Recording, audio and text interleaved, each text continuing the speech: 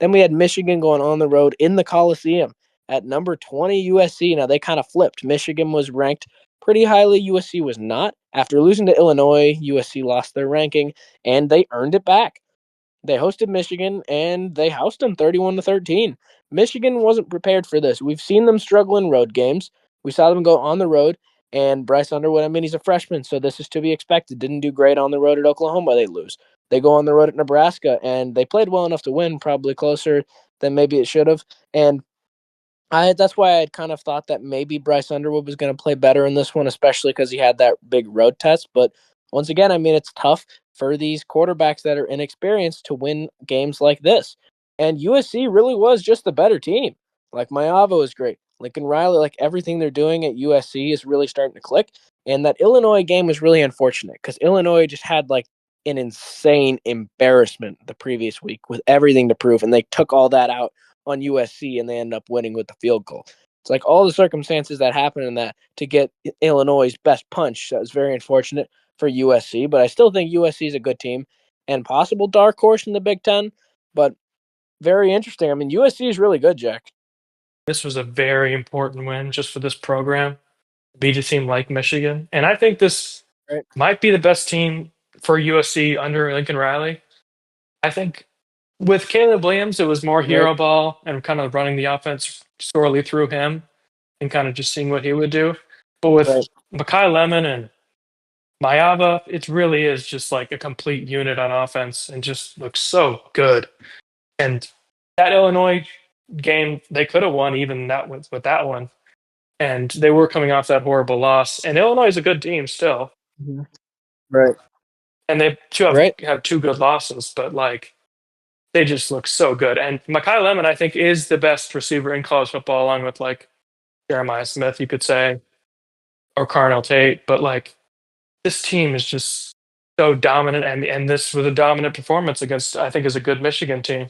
And Lincoln Riley hasn't been so good against ranked opponents. He's 5-11 now with USC. He was way better against ranked opponents with Oklahoma. So Oh, right. Yeah.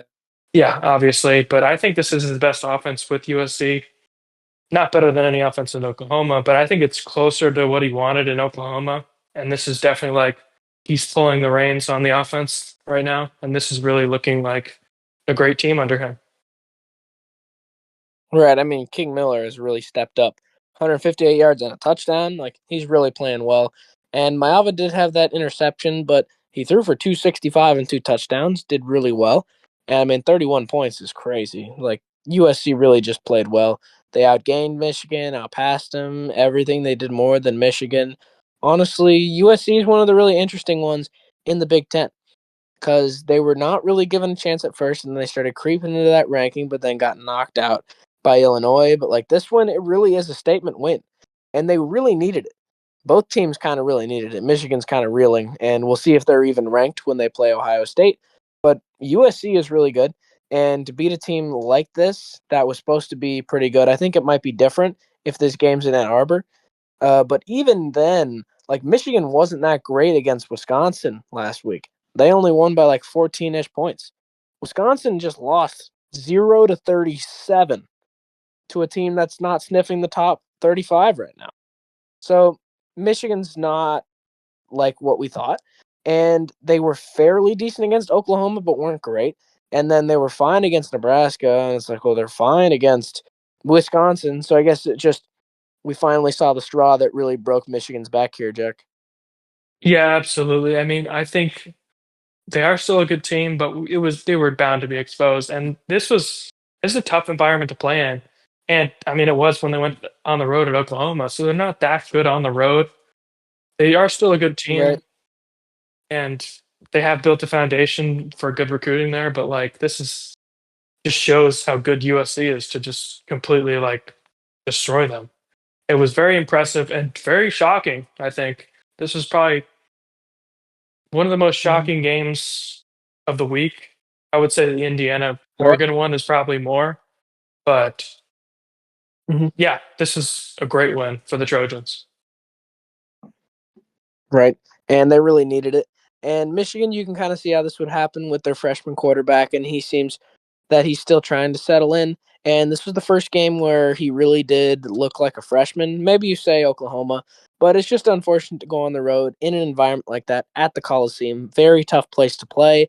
And we really saw the repercussions of that in the way Michigan played.